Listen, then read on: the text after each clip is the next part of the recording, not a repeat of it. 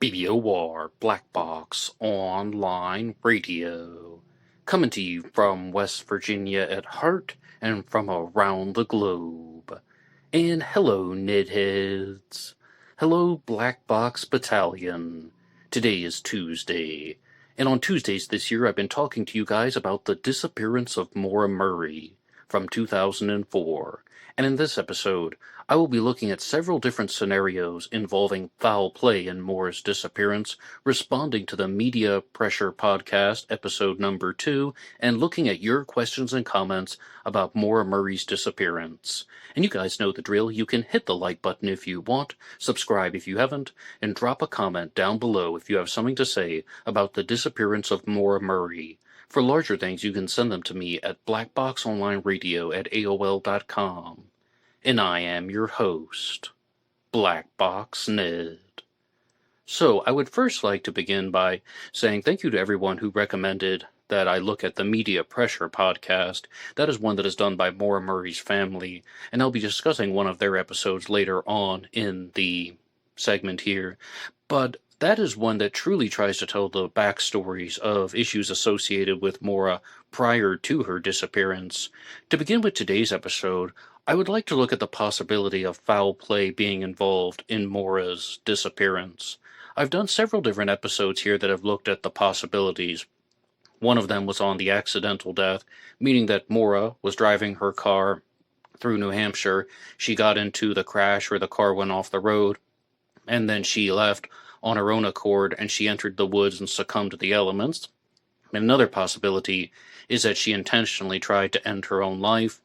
We've also looked at the possibilities of a tandem driver who could have driven Maura to a different place, again, all planned on her own accord. But for this episode, I would really like to talk about some of the theories involving foul play, where a tandem driver would not necessarily be someone who was trying to help Maura or assist with the disappearance, that Maura may have been indeed abducted and led to her demise. To help us out, we're going to look at an article that was written by Paige Lobdell and Marnie Hughes, called Maura Murray's Family Takes Control of Her Decades-Old Cold Case. And I chose this one because this one came out only a few months ago, but is mostly a contemporary news article. For more than 2 decades, Maura Murray's family has not stopped thinking about the road in New Hampshire where she disappeared. Route 112 in North Haverhill, New Hampshire, is where the family's life changed forever on February 9th of 2004. Maura Murray disappears. Maura was 21 at the time. She was a college student pursuing a career in nursing at the University of Massachusetts at Amherst. That morning, she emailed her professor saying that she had a death in the family and that she would be gone for a week. But her family says that that wasn't true. Her sister Julie thinks that it was an excuse. I think it was an excuse to buy her some time. I think she used it as an excuse to get out of school. She was a nursing student. She had clinical, Julie Murray said. I think she wanted to get away and clear her head, and that was a reasonable excuse where no one would ask her further questions. Later that day, Maura stopped at an ATM, a liquor store, and then drove to New Hampshire. Julie Murray says her sister didn't tell anyone why. I talked to Maura the Saturday before she disappeared, and everything seemed fine, she said. She was car shopping with my dad. Her car was not running well, but when we spoke that Saturday, she didn't mention anything. She seemed fine. We were just making fun of my dad, mostly. Well, let's provide a little bit of context about why Maura may have wanted to get in the car and drive to Route 112, period. A lot of stressful things would have been happening here. And firstly, Maura was car shopping with Fred, and this is the story where he went to several different ATMs to withdraw money, as opposed to bringing a large amount of cash with him. And sometimes people have brought up this as a suspicious issue about why would he go to different ATMs to just assemble all this cash as opposed to writing a check. Well, I just think it's that he didn't want to have a lot of dollar bills on him prior to arriving there, and he also wanted to buy the car in cash because some people are very suspicious about checks and so on. I don't think there's anything malicious on the part of Fred Murray in that context. And also, Maura drives Fred's car to a party, and while she's driving home, she crashes the car by hitting a guardrail. So she's been in an accident. And on the day of her disappearance, I mean, she had accident forms in her car, which was the Black Saturn. So it seems like a lot of stressful things had been going on. The car crash, as well as more struggling with the nursing program, because, as Julie just said here, it was competitive. This is also very important because Maura seems to have had a drinking problem, and this is what's going to be right on the next line here. Later that day, Maura Murray stopped at an ATM, a liquor store, and drove to New Hampshire, and she bought a very large amount of alcohol. Not only liquor, but other types of alcohol too, and specifically Franzia wine and wine coolers, Kahlua, and possibly Bailey's Irish Cream and vodka. But it seems like Maura had been regularly drinking, and it seems like she had been habitually drinking. So trying to balance this competitive nursing program, plus getting to a car accident where she was most likely intoxicated, and also just being weighed down from the issues associated with heavy drinking, could have definitely damaged Maura's mental state. She was also in a long-distance relationship with her boyfriend Bill Roush, which may have had its own complications. And it's reported that Maura was having an affair with Hussein Baghdadi, the track coach, who went by the nickname Haas. So in terms of Maura's choice to go out, yes, clearing her head seems like an option. Even though she's not getting away from the drinking, she was probably going to New Hampshire to drink by herself for a week, and that is ultimately what I think her choice was. That Maura didn't tell anybody because she wanted to get away. She didn't have any kind of plan B or anything. She just wanted to drive to somewhere that she was familiar with and spend a week in a motel getting drunk by herself, maybe watching TV, maybe listening to music, maybe nothing of the sort. Maybe she just wanted to sit in a chair or get on the motel bed and just decompress. But the next line here is, was Maura Murray a victim of foul play? And now we're getting to the substance material for today's episode. Julie Murray believes her sister was met with foul play. It was out of character for Maura to take off and leave everything, she told News Nation. Also, the things that she took with her, she took textbooks, running gear, she took birth control, she took accident forms, and to me that indicated that she planned to return. So this is looking at how somebody may have done something to Maura. This isn't just a 21-year-old woman who crashed her car in Haverhill, New Hampshire, who got out, was waiting around for a while. Oh, what do I do? What do I do? You know what? I'm going to go and try and find someone to help start my car, and it's on its own. And then she just started going down the road, and maybe she took off running, and ultimately she passed away in the woods. She walked into the woods and just gave up due to fatigue, exhaustion, or something similar.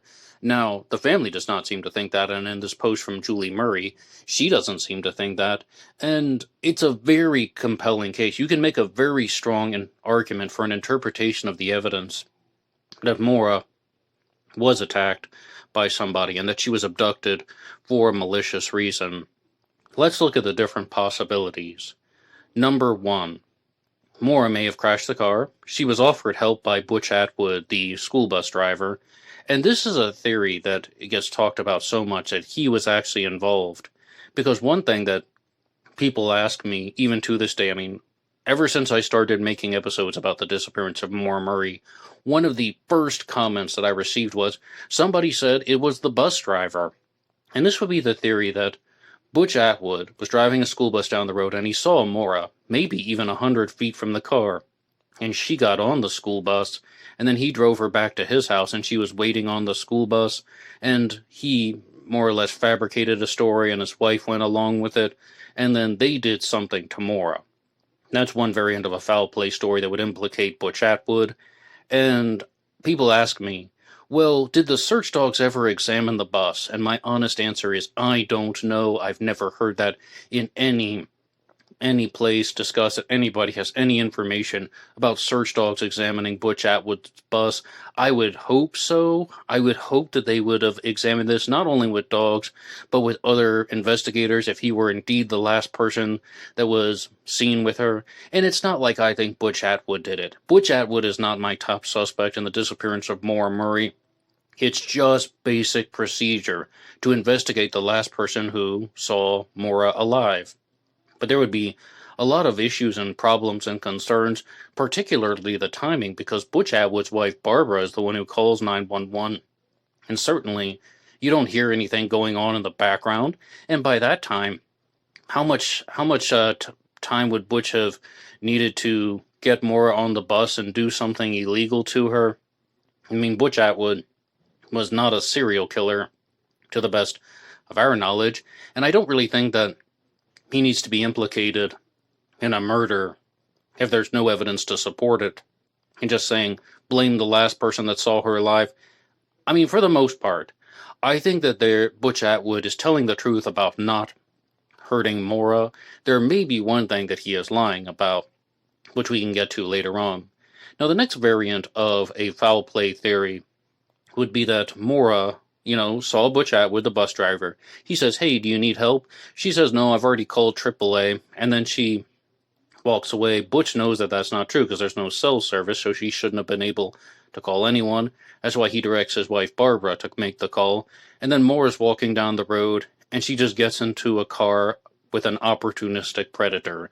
This becomes the theory involving the local dirtbag, where somebody offered Maura a ride. She got in the car, and maybe he's driving her to try and get help for her car. Maybe she is just trying to get away for a while and she's going to come back and try again later. We don't necessarily know. There's really no idea and no possible way we can recreate any type of conversation that Maura would have had with an abductor without additional evidence. And that person drove her somewhere and then did something bad to her. But the point that I reinforce over and over again is it doesn't have to have been a serial killer. This could have just been someone who had a misunderstanding. A man offers Maura a ride. She accepts. Maybe he was less intimidating than Butch Atwood, who was a big, morbidly obese guy with a beard. And, I mean, maybe this guy was less intimidating. And he thought Maura was interested in him. It turns out she wasn't. Some physical altercation kicked off, and she lost her life as a result of it. Not making light of anything, but that is something that could have genuinely happened. And one point that I guess you'd say it's a possibility that I heavily considered in 2020 was that Maura may have been abducted by a woman, that a woman gave her a ride somewhere because she wouldn't get in the car in the school on the school bus with Butch Atwood. Maybe she got into a vehicle with a woman because the woman was less intimidating. The woman drove her to a different location, and then somebody else did something wrong to Maura. And then the next one that I'm going to discuss with you guys is a scenario that is very difficult to talk about. And I even did a response to the Dr. Phil podcast that was discussing this theory, but they were being extremely careful with their words. And that is that a member of law enforcement did something to Maura, that Maura was, I'll just say it, murdered by a member of law enforcement. She was murdered by a cop. And we know that Butch Atwood was friends with Cecil Smith, the first officer on site, and he was even reported to have been a drinking buddy of Cecil Smith, but he denied knowing Cecil Smith. I'm not accusing Cecil Smith of anything. I mean, I'm not the one accusing him of anything, and it doesn't even have to be him. As I just said, a cop, a member of law enforcement, and people are covering for him, and that's why there are all of these things about Maura's car doesn't look like it was damaged by hitting a snowbank or a tree. That's why you have these odd discrepancies in the timeline. That's why Maura may have had her scent going for 100 yards from the crash site. Maybe she was picked up by a police officer. And maybe the abduction occurred before Butch Atwood's call, and he knew the cop, and he just covered for him. That is something that I do think about, but I want to be very clear. I think about it. I don't necessarily know if that's evidence-based. What is evidence-based is Butch Atwood said that he was going to call 911, and he had his wife do it, and then before any officers could arrive, Maura disappeared. So the police are coming to check up on her. She disappeared. Butch may have been the last person to see her alive, but that is definitely something worthy of consideration. Let's keep going here, though, with this news article. And this is one, though, that's going to shift into different different directions. Because we've talked about how they're saying that Maura brought all these items with her, which is indicating that she plans on returning.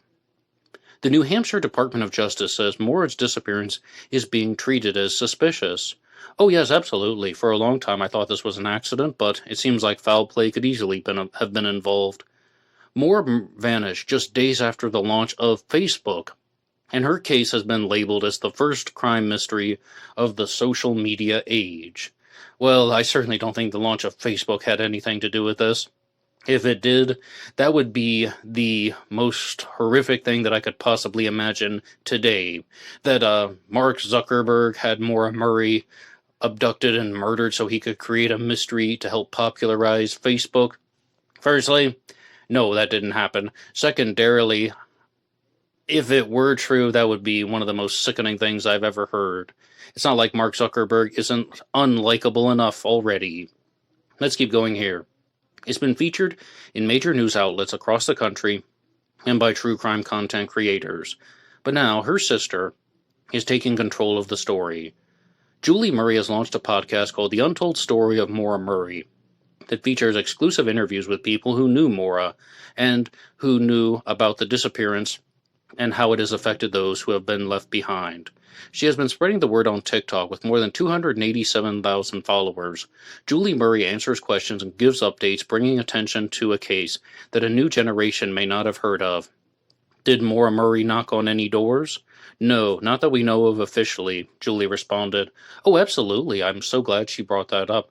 I have never heard anything about Maura Murray knocking on doors, and it could be as simple as, if somebody heard her knocking on someone's door, well, that person could have either seen or heard her. They would have easily told the police because the residents were questioned. I mean, there are other people who claim they heard the crash. I mean, not seeing the crash, but heard the crash. And there are other houses in the area, and none of those people came forward and said that Maura was knocking on the door. And as of now, I would go with the possibility that Maura entered somebody's vehicle as opposed to an accidental death, but I could easily change my mind. Julie Murray challenges true crime creators and consumers to handle cases with care and to be victim-focused, and to remember that there are real families with real pain at the center of the tragedies. All of them, like the Murray family, are holding out hope that someday they'll get answers. And one more time, this article was called Maura Murray's Family Takes Control of Her Decades-Old Cold Case by Paige Lobdell and Marnie Hughes, just citing the source. Okay, if you do listen to the Media Pressure podcast, you'll find that it really doesn't go too hard into the true crime info. I went through the first 2 episodes, and both of them are exactly what you just heard in that article right there, that they're going to be focused on telling the story of Maura Murray, that they're going to be focused on talking to the family members and having these experiences, and I think there's a very clear reason for that. If you think about everything that I said at the beginning, that Maura had a drinking problem and she got into these 2 car crashes and she may have been struggling at school and she may have been having an affair. Sometimes that makes Maura come across as a bad person, an irresponsible person, and maybe someone who just didn't know what she was doing in life. In episode 2 of the Media Pressure podcast, they really wanted to focus on Maura's achievements. Again, it's not really true crime focused, but they're talking about Maura's accomplishments as a person. And she was an excellent student in high school, an advanced placement student. She scored a 1420 on the SATs. She was thinking about going to Harvard or Yale, but she ultimately decided to apply to West Point, the military academy, in which she was accepted. She was also somebody who was a very accomplished athlete, competing in state championships and national championships, and not only with track, but also with free throw basketball, and she would competed in that, and her sister Julie was the ball girl for her. But even with track, her most famous sport, with running, she scored 33rd in the nation for the best time in one of her races. And I mean, they're really trying to show that Maura was a good person for years. She tutored students. She was a helpful student. She was a smart student. And she was surrounded by other people who were strong achievers, who were all trying to be the top of the class, and they were all competing academically. And no, I've never dealt with any of that stuff firsthand. I got C's and D's on everything. But I did have family members who were like that, who were not only the top student, but they're competing with their other top student friends to be the top student of the top student.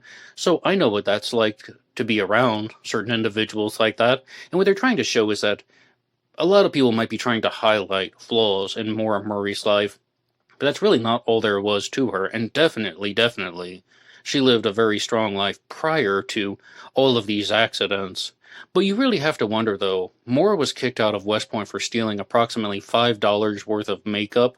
Moore also stole somebody's credit card number and was ordering pizza and subs, and if I recall correctly, it was to the tune of $300 because she had the number so she could place orders, I think primarily to Domino's, but maybe other places as well.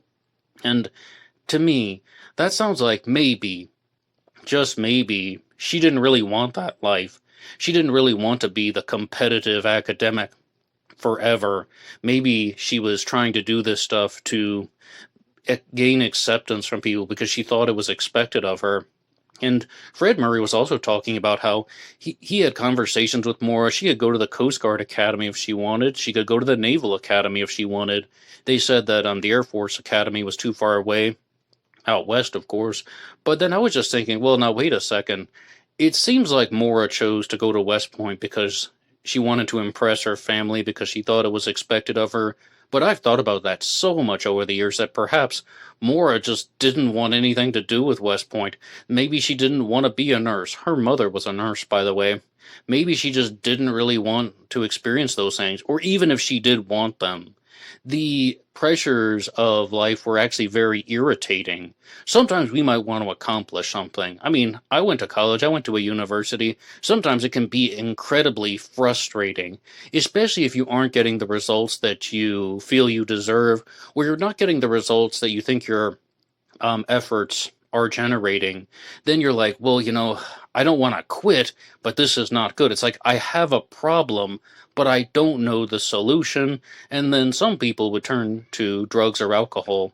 And with Maura Murray, her drug of choice appears to have been alcohol. I mean, some people use other types of drugs and stimulants because they're just trying to energize themselves to focus more. But in terms of Maura Murray's decisions, it seems like she is more focused on drinking. But in terms of drinking, though, I did a 3-part response to the Dr. Phil podcast in his Into Thin Air series, which came out on the most recent Tuesday segments. And some of you may have wondered why I chose to do that. And that's simply because Dr. Phil is a very popular broadcaster as a TV host, as well as a podcaster. Before Into Thin Air, he did his podcast, Fill in the Blanks. His wife also does one. All right, he was popularizing this story, and he was sharing it to a very large audience. So I thought that it was a good opportunity to try and respond. And he brought somebody on the show to have a look at Maura's case, a member of the NYPD, whose name was John Schell, and that was the subject of last week's episode. But when you bring somebody on who is just a blind witness, who is just an expert in a discipline that is related, but not exactly the Maura Murray case, sometimes they make very, very strong errors. Like they overlook certain things because he's on Dr. Phil's program talking to thousands of people, and he's saying, Maura went to a liquor store and she bought Kahlua. That's kind of a weird thing for a 21-year-old to buy. Then she got into this car crash and the bottle of Kahlua appears to be missing. I mean, Kahlua is an ingredient in White Russians. I mean, did Maura drink White Russians? He's asking that as a question. And I was really quite surprised about this because it's all very elementary stuff. And to answer the question, Maura drank Black Russians. And a Black Russian is Kahlua and vodka, and then a White Russian, as I understand, is Kahlua vodka and some type of milk or cream. I've never had one. I've never had a Black Russian or a White Russian. All I know about this is from the movie The Big Lebowski and the Maura Murray case. In The Big Lebowski, the dude called them Caucasians. And the whole idea of drinking something like vodka and milk to me is repulsive, but that's what Maura liked to do. She liked to drink Black Russians, and she even drank one with Fred Murray when he was visiting Massachusetts at Amherst. So her buying Kahlua and possibly vodka isn't very shocking. And there are just conflicting reports about the amount of alcohol that Moore purchased, because it doesn't all appear to be found in the car. So somebody buying Kahlua and vodka, well, if you like to drink Black Russians, and those are the ingredients for Black Russians to the best of my knowledge, then that doesn't sound weird at all. Because I would like to talk to you guys about your comments from last week's episode, and some of you were talking about the alcohol that was found in Moore's car. And this is from Steve Lins, who says, "Hi, Ned. It's my understanding that Maura took the time to take some of the alcohol with her. The receipt for the alcohol purchase was found inside her car. Some of the alcohol that she purchased right before leaving town was not found in the car. So, if she took some things and chose to leave others, what exactly does that say about her intentions to abandon the vehicle versus returning for it later? Also, regarding the accident, Tim and Lance from the Missing Maura Murray podcast did 2 episodes, I believe, where they went over the electronic data, and they were able to retrieve the car's black box. I highly recommend listening to it because I believe it helps clear up many of the questions surrounding the accident, such as the airbags being deployed, as well as it would appear that Maura tried to start the car multiple times after it came to a rest. Lastly, I don't believe Officer Cecil Smith had anything to do with Maura's disappearance. There is no evidence for such a claim, and it is disputed by the testimony of Faith Westman, that's one of the neighbors, and Butch Atwood, both of whom saw Maura prior to Officer Smith's arrival. Thanks for a great podcast, Ned." And Steve Lins, I really do appreciate that, but one point we are completely in agreement with, and we're on the same page. And that is that Maura had a receipt in the car for more alcohol than was left behind. In all variants of the story that I've heard, that's what happened, and that means that she took some of it with her. And we don't necessarily know how much. Most likely it was the bottle of Kahlua, but Kahlua is usually mixed in with other things, and again, not my area. I've never tried to drink it straight or anything like that. If anybody has any first-hand experience with that, you can put it in the comment section down below. I would love to know your responses, and as always, you can hit the like button and subscribe. But okay then, Maura left behind at least a box of Franzia wine and a pack of wine coolers. And one thing that definitely does seem to be documented, that even though Maura did a lot of good things in her life, and even though she touched a lot of people, and her family greatly loved her, and they deeply loved her, and they're trying to do the Media Pressure podcast to just share Maura's accomplishments, saying, hey, she's not just some college student who was, having a rough couple years and got into a car crash. She was a very, very brilliant person before that. I accept all of that. I mean, I've never doubted it from the start. But it seems like Maura did have a drinking problem. And somebody with a drinking problem who's just going to leave behind something like a pack of wine coolers that she could have carried if she were going to meet somebody else. If she's going to walk 100 yards to get into somebody's car, then I would think that someone would hold on to the alcohol, because even though I've never had a White Russian or a Black Russian, I've had my own struggles with drinking in the past, and I mean, some of you guys know that very well who have followed the channel for a while, and you just hold on to those types of things. You hold on to the drinks if you're going somewhere and you don't know if you're going to be able to get more. Now, realistically, walking with a box of Franzia wine down the road, okay, not everybody's going to do that. I wouldn't even do that. And the box also may have been damaged, and Maura perhaps thought that she couldn't salvage it. Those could be explanations, but leaving the wine coolers behind, I just don't necessarily think that that's something that fits in with the narrative. And the next comment from last week's episode is from Trashley, who says, "If she thought the cops were coming, she might have not wanted to turn around and go back to the car for anything. She didn't seem to want the authorities there. Not AAA, not even because she stopped the bus driver from calling. Otherwise, she could have waited at the car and gotten towed. She didn't just leave the alcohol, she left the entire car. She must have realized that the car would get towed with or without her, and the police can't just leave an abandoned car next to the road. I guess this is why I feel like she was at least drinking a little, or why leave the car at all." Well, Trashley, that was my go-to theory for the longest time. I was like, Maura left the car because she was drunk. And, I mean, not completely drunk, but drinking anything while driving is definitely something that's going to get you in trouble. And it's possible that there was a Diet Coke bottle that had been filled with some type of alcohol, maybe red wine, and the red wine was poured out into the snow, and the bottle was dropped to the ground. Now, it's possible that that was something that Maura was using, but I don't believe it's been definitively confirmed that it was Maura's bottle. I tend to think that it was. However, if Maura had poured out the alcohol and walked away, I get what you're saying. She just didn't want the police there at all. That's why she left the scene. She was just trying to put distance between herself and the car, then thinking about what she was going to do next. Now, that doesn't necessarily suggest an abduction. That doesn't really suggest any major point.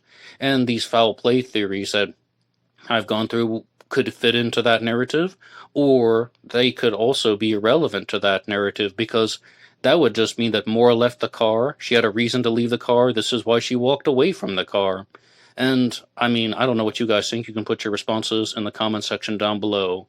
And to respond to one more thing from Steve Lynn's comment about Maura trying to start the car, now, I'm going off of memory on this, but on the podcast 107 Degrees, Aaron Larkin was talking about how what she believed is that Maura crashed the Saturn, and she's turning the key back and forth, trying to start the car, and it's not working. So Maura simply thought that the car was inoperable, and that's why she got out.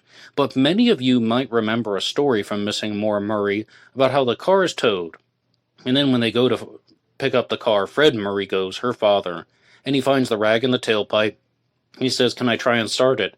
And they tell him, the car probably won't start with the rag in the tailpipe, so Fred Murray is the one who just pulls it out with his bare hands, and then they start up the car, and it starts. So firstly, I think Maura put the rag in the tailpipe.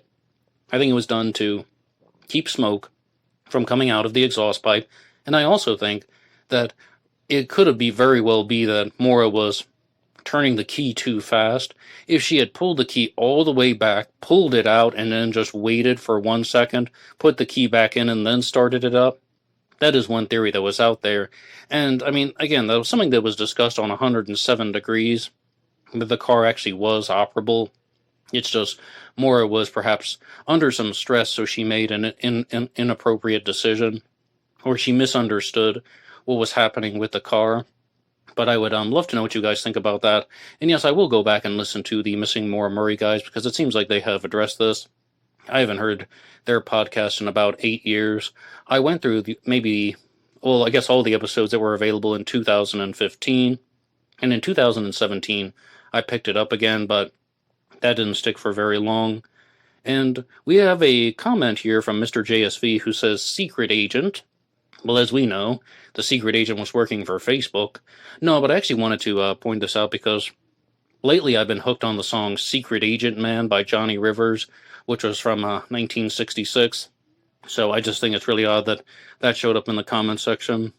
And Ross Dog's Broken Spirit says, "I've heard another podcast that she took most of the alcohol with her."